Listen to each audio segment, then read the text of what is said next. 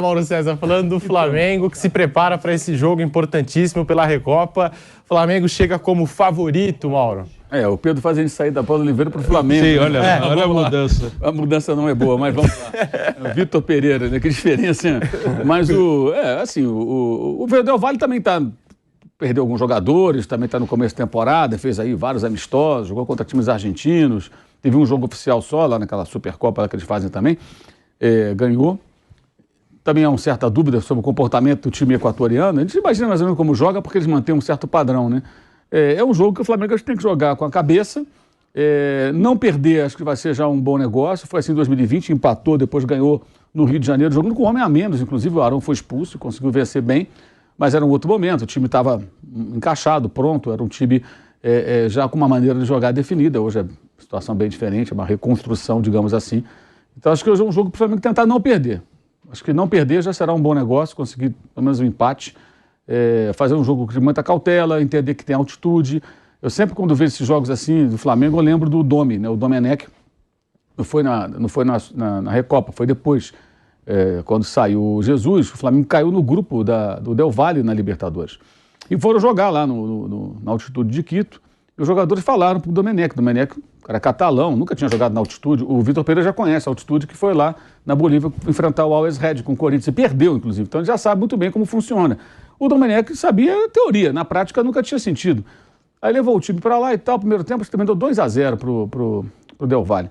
E os jogadores falaram para ele: professor, aqui não dá para jogar em cima dos caras e tal, tem que ter uma outra estratégia. Segundo tempo, o time cansa, alguns jogadores não conseguem correr. É tudo diferente. Ele até então não tinha conhecido, porque no segundo tempo que a coisa pega, né? Ele botou o time para pressionar no campo de adversário, fez mudanças. O Flamengo tomou de 5-0. 5-0. E depois no fim até ganhou de 4-0, jogando no contra-ataque, todo desfalcado por conta até da pandemia, né? Até jogaram juntos Gabigol e Pedro nesse jogo de volta. Então foram 2 goleadas. Então, assim, é um time que propõe um jogo muito aberto, geralmente. É um time que quer a bola, agride. Acho que mesmo com essas saídas de alguns jogadores, não deve mudar esse seu conceito. O Anselmo, que é um técnico, já está lá há algum tempo, então já conhece bem, já é o técnico já há algum tempo para auxiliar e tal. Então eu imagino que seja um jogo para ter assim, uma estratégia de cautela, não se lançar muito ao ataque. Acho que é difícil jogar marcando no campo do adversário. Tem que mudar um pouco até a natureza daquilo que geralmente costuma ser esse time do Flamengo, independentemente do treinador. Porque é um jogo atípico e tem que entender que são 2 jogos. Então não perder hoje, acho que já é uma boa... Já seria um bom começo para a semana que vem, aí no Rio, jogando com a torcida e tudo mais. Uma semana depois, uma semana para treinar. Sábado tem jogo com o Botafogo em Brasília. Imagino que os titulares nem viajem para lá, coloca um time reserva e os caras ficam treinando, se preparando para o jogo decisivo. Então acho que é um jogo hoje para não se colocar numa situação difícil para a volta, que seria o quê? Perder por 2, 3 gols de diferença, o que já aconteceu. Por isso que estou lembrando lá a história do Domenech. Tomou de 5 naquela ocasião, muito em função do técnico, que adotou uma estratégia quase que suicida, né? Realmente foi suicida, né? Mas como não era jogo eliminatório, né, era grupo, então perdeu, ganhou tudo, depois se classificou e seguiu. Mas hoje não, hoje é um torneio, vale uma taça, é um mata-mata, tem que tomar cuidado para que não se repita aquilo que ocorreu lá naquela ocasião em 2020 contra esse próprio Del Valle. Eu estava vendo até isso hoje de manhã, professor, com um esquema, uma forma de trabalho tipo... Que nem a seleção do Catar fez, né? Com os espanhóis, sim. Modo de jogo, tudo. A princípio, vender jogadores. No primeiro ano, eles venderam 8 jogadores a 1 milhão de euros. Estava vendo agora a história deles, né? Aí os caras falaram, pô, mas ó, era para vender jogador, mas dá para ganhar título. Gostou. Aí contratou 3 uruguaios mais velhos para dar experiência. Reforçou o time agora, né? Eu estava vendo a história toda do Del Valle. E Bruno falou mesmo assim, os times brasileiros quando pega o Del Valle, passa mal. O Corinthians já perdeu, o Flamengo já perdeu, o São Paulo perdeu agora a Sul-Americana, quer dizer, é um time que surgiu sempre quando eu jogava, sempre era LDU, Barcelona de Guayaquil, vai surgindo umas coisas novas aí na América do Sul, e aqui mesmo também no Brasil, né? Times novos aí organizados, né? Mas o Flamengo para mim ainda é favorito. Eu estava olhando o quarteto lá, vai jogar, acho que o Vidal, né, modo, vai sair jogando. Mas deve ser o Vidal, o Gerson. O Vidal saiu, o Varela. Quer dizer, ainda o Flamengo assim, para mim é favorito. Botar um mano a mano da Flamengo. Mas isso não quer dizer que o jogo vai ser fácil. Né? Essa história de altitude, aquele treinador português, que dirigiu a seleção do Irã, Carlos Queiroz. Ele já trabalhou em todos os continentes. Eu estava vendo a história dele. Vai dirigir o Catar agora. Então, eu estava vendo a história dele, ele já trabalhou em todos os continentes, ele estava dando entrevista que o pior lugar que ele foi na altitude, que ele tomou 6 com a Colômbia, eu acho, foi com o Equador. Ele dirigiu a Colômbia. Só esse jogo também. Diz que foi na altitude, ele nunca passou pelaquilo e tomou 5 com a Colômbia, eu acho. Tomou uma goleada na altitude, ele estava falando. Então, é uma coisa diferente. O Vitor Pereira está indo pela segunda vez, já esteve na Paz no ano passado pela Libertadores. Os jogadores do Flamengo, tudo sabe o que é altitude, não é altitude de La Paz, mas aqui tu tem um pouquinho. Mas ainda bota o Flamengo como favorito, mas jogo difícil.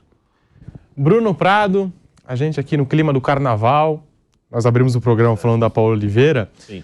O Vitor Pereira no Flamengo, não querendo comparar, mas eu tô dizendo assim, ele tem um mês de trabalho e já vem sendo muito criticado, recebendo muitas cobranças. Sim. Você não acha que a imprensa, tá todo mundo pegando pesado com o Vitor Pereira, Bruno? Boa tarde. Boa tarde. Eu acho que há um exagero, sim. Há um exagero. O Vitor Pereira está há pouco tempo no Flamengo. Acho que qualquer técnico tem que ter o mínimo de tempo para trabalhar. Ele está em pré-temporada praticamente com o Flamengo. E até acho que na saída do Corinthians, ok, eu entendo o torcedor do Corinthians ficar chateado. Mas eu acho que botaram o cara como um vilão maior do que ele é. Sim, tá bom. O torcedor do Corinthians ficar chateado, tudo bem, mas imprensa, sei lá, eu acho que não é função da imprensa ficar chateado com o cara. O torcedor é uma coisa, entendo. Acho que o corintiano tem toda a razão ali, porque por causa daquela história também, a imprensa não. E ok, o cara agora tá em outro lugar e tá trabalhando, e o trabalho dele deve ser avaliado, independente de gostar ou não do cara, é problema de cada um. E até agora no Flamengo ele tá no início de trabalho, né? Então acho que é até injusto. Mesmo se o time estivesse ganhando tudo também, seria exagerado dizer, nossa, o cara é o revolucionário aqui do Flamengo. Não, ele está começando um trabalho. É claro que aqui no Brasil existe uma pressão muito forte em qualquer resultado. Às vezes você faz um jogo treino na pré-temporada e sai a notícia, ninguém viu o jogo.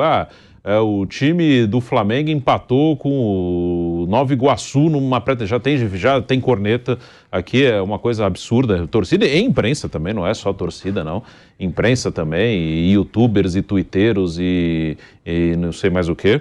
Então, aqui é desse jeito. Já foram 2 competições e o Flamengo não ganhou nenhuma das 2, ok. Mas ele está começando um trabalho. E é um jogo difícil com o Independiente Del Valle. O Independiente Del Valle, eu falei ontem, para mim ele está hoje entre as 10 principais equipes do continente, pelo menos. É um time que tem 2 títulos de Copa Sul-Americana, uma final de Libertadores, isso de 2016 para cá. Quantos times de 2016 para cá, aqui na América do Sul, disputaram 3 finais? Pouquíssimos, né? O Del Valle está ali. Em mata-mata já eliminou Corinthians, já eliminou Grêmio, já ganhou uma final do São Paulo. O Flamengo já tomou goleada lá, como já foi falado aqui. Então, é um jogo duro, jogo difícil. Hoje o empate não é um mau resultado para o Flamengo, porque é difícil jogar lá, independente de qualquer circunstância, ainda mais no início de temporada. O Flamengo está começando a temporada, não está inteiro, não está 100%. O técnico ainda está fazendo observações, os jogadores ainda não estão no seu melhor estado físico, então é um jogo difícil, um jogo... 2 jogos, acho que nos 2 jogos o Flamengo é favorito porque é um time melhor, mas no jogo de hoje, se voltar com empate, é um ótimo resultado.